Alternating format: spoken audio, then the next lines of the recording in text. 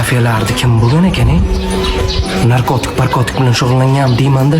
Cho'ta bratli narkomanga o'xshayapti. Yo, Sayfi. Tag'am mafiyalarni ferferolar bilan shug'ullangan. Kengash. Qanaqa kengash? Eng professional. Har biri aniq yo'nalishga javobgar.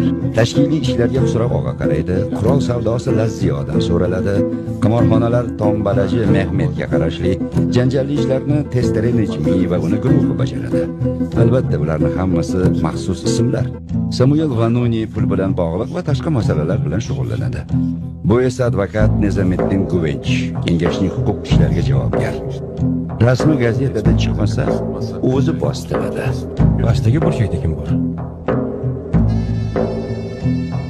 Mehmet Qaraxonli, yana bir ismi Baron. Aloqalari? Juda ozg'in bo'lamiz. Tushunib bo'lmaydigan odam. Hududlarga bo'lingan hujra sistemasi bilan ishlaydi. Eng yuqorida kengash bor. Kengashning boshida esa Baron turadi.